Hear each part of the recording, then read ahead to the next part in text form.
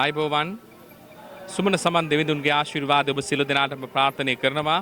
අපි මේ ඉන්නේ ගල්පොත්තාවල ශ්‍රීපාද රාජමහා විහාරස්ථානයේ 2024 2025 ශ්‍රීපාද වන්දනා වාරය හෙට දිනේදී උඳුවප් පොහොයෙන් ආරම්භ වෙනවා. මාස 6ක් පුරාවට වැඳුම් පිදුම් කරමින් මේ පූජානීය ස්ථානයේ රඳවා තිබුණු නැත්නම් තැන්පත් කර තිබුණු ඒ පිළිම වහන්සේලා මේ මොහොත වන විට මේ භූමියෙන් ඒ ශ්‍රීපාද මළුව දක්වා වැඩම කරවීම සිදු වෙනවා. ඒ අතරතුර අපිට හම්බෙන අපේ චානක ජයසේකර මහත්මයා අලි හාම්පුතුන්ගේ සංගමය නියෝජනය කරනවා. ඒ වගේම අලි හාම්පුතෙක් විදිහට මම කැමති ඔබතුමත් එක්ක වචන කීපයක් කතා කරන්නට. ඉතින් චානක ජයසේකර මහත්මයානේ අපි මේ අලින් පරම්පරාවන් ගැන කතා කරනවා. මේ අලින් නැතුව පෙරහැරක් කරන්න බෑ. ඉතින් ඔබතුමාලගේ කොයි වගේ දායකත්වයක්ද මේ පෙරහැරට ලබා දෙන්නේ අතරම? ඇත්තටම ලංකාවේ ඉන්න අලි හාම්පුතුන් හැමෝම මේ හැම පෙරහැරකටම දායකත්වය ලබා දෙනවා. විශේෂයෙන් අපි සබරගමුව මුල් කරගෙන ඒ හැම පෙරහැරකටම අලියතුන් අපි ලබා දෙනවා. මේක ඇත්තටම රටේ සංස්කෘතියත් එක්ක බැඳුණු දෙයක්.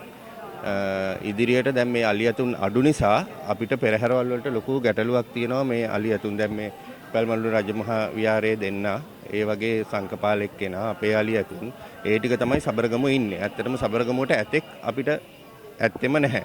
දැන් කැලේ අලි ගොඩාක් දුරට මාසෙකට සෑහෙන ප්‍රමාණයක් මැරෙනවා. ඒකේ ඇත්තටම දැන් මේගොල්ලෝ යන විදිහට අලින්ගේ ගැටලුවටත් හොඳම විසඳුම තමයි අලියතුන් මිනිස්සුන්ට ලබා දීම. මම දන්නේ මොකක්ද ඒක නොදෙන්න හේතුව කියලා. මොකද ඒකෙන් බෝවීම පාලනය වෙනවා ගෑනු සතුන් එළියට දුන්නාම.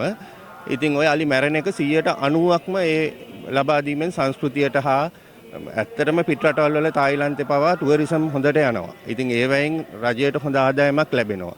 ඩොලර්ස් එන උල්පතක් ඒක. මන් දන්නේ මොන හේතුවකටද මේ දේවල් නවත්තලා තියෙන්නේ කියලා.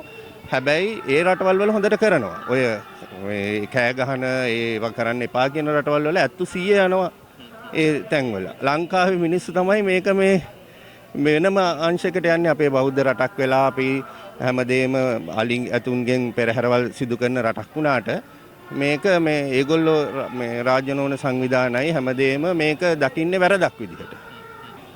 ඉතින් අපිට බොහෝ දුරට කතා කරන්න පුළුවන් චානක ජයසේකර මහත්මයා කියන කාරණාව සම්බන්ධයෙන් අපි මේ සංස්කෘතිය ආරක්ෂා කරගත යුතුයි. මේ සංස්කෘතියෙන් අපි ඉදිරියට යා යුතුයි. ඒ වගේම මේ වනසතුන් ආරක්ෂා කරගත යුතුයි. මේ පිළිබඳව අපි ඉදිරියේදීත් කතිකාවක් ඇති කරගත යුතුයි කියන කාරණාව අපි සිහිපත් කරන්නට අවශ්‍යයි. මේ වගේ පින්සාර මොහොතක අපි සූදානම් තවත් පින්වන්ත මොහොතක් ඔබව මුණ ගැහෙන්නට.